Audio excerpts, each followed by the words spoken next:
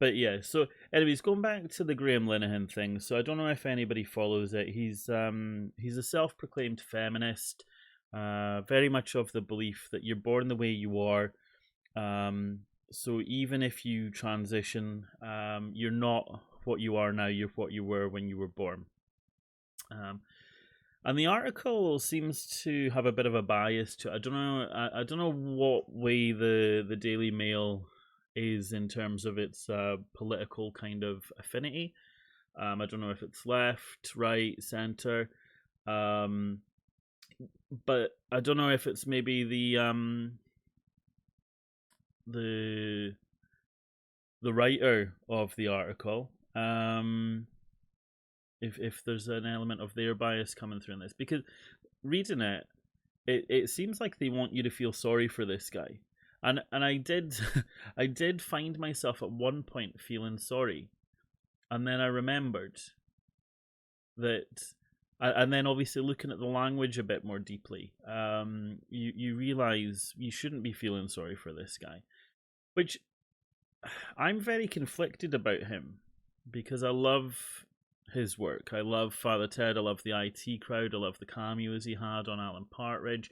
You know, he basically brought a lot of comedy our way. I think without the IT Crowd, you wouldn't have Chris O'Dowd necessarily being in Hollywood. You wouldn't have Richard Ayoade doing what he's doing. I mean, you probably would because they're brilliant, but I think maybe their timeline got sped up because of the success of the show. It's like the butterfly effect. You change one thing, you change everything. There's no way of knowing what could have happened. But the language in this is, especially from him directly, his quotes, is very telling here. So basically, what the article is kind of covering is how he's been cancelled because he's been defending women, which, all right, men can be feminists too, but it seems a bit misogynistic that he sees himself as the knight in shining armor. That a man has to defend women. I remember I saw an article not so long ago about something similar about defending your wife's honor. It might have been related to the Will Smith stuff, and like this kind of old school thing where the women need protecting by men, but the whole fight for equality is women should be able to stand on their own 2 feet. They don't need men coming in and swooping in and speaking for them and whatnot.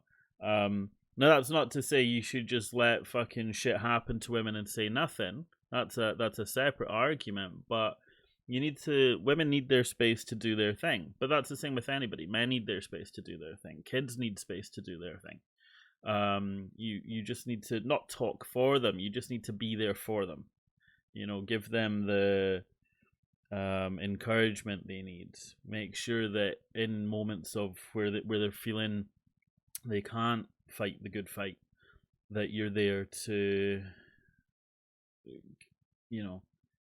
persuade them to carry on, that what they're doing is right. It's vital what they do. So that was the one thing, but everything at no point in this article does he accept any of the blame. He's saying that these trans activists caused his wife to leave him. I think I'm just scrolling through the article now. Yeah, so they were married for 18 years and they've worked on projects together as well. And he said that obviously there's some horrible stuff in this as well, which I definitely don't condone.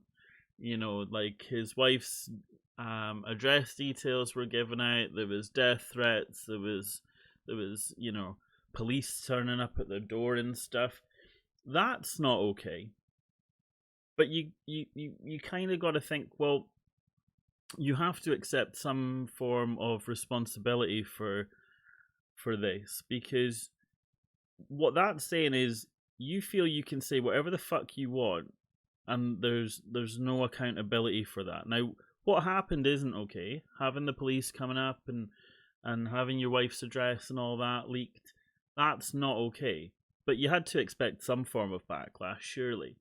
Um, so, yeah, he's basically blaming the trans activist for the fact that his wife left. Now, again, bear in mind he's meant to be a feminist who's fighting for female equality.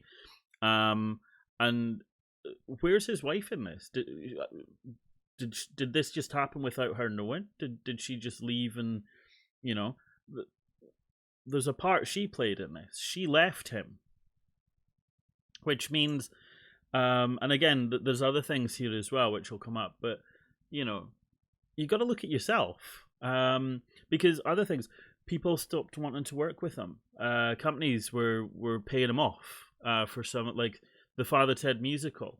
The production company offered him £200,000 to walk away from it, because they didn't want him attached to it anymore. So when your friends and family, like he's worked with a lot of these people for years, decades, when they won't even give you the time of day, surely at some point you're looking at yourself and you're thinking, I did this, or I had a big part to play in it.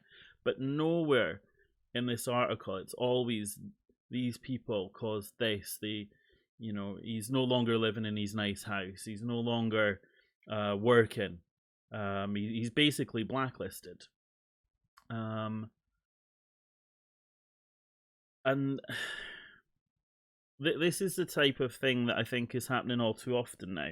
Somebody else is always to blame for your shitty behavior. There's excuses. There's no accountability. The only reason people apologize for what they've said is because they got caught. They apologize for what they've said or done because they got caught. That's the only reason they're sorry. They would have carried on if they hadn't been. I think obviously the Will Smith thing. I know a lot of people have Oscars fatigue right now. If there hadn't been such a backlash, he wouldn't have apologized. Like if it was the complete opposite, if people were all in support of what he did, he wouldn't have apologized, even though it's still the right thing to do. So yeah, it is an interesting article. I'll link it in the show notes, and you can have a read of it yourself. I'm not going to read through it. It is quite long. There is a video in there as well, and it is sad because a lot of his work was brilliant.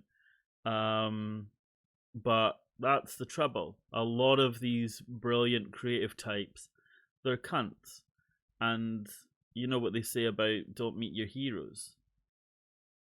But anyway, enough about that.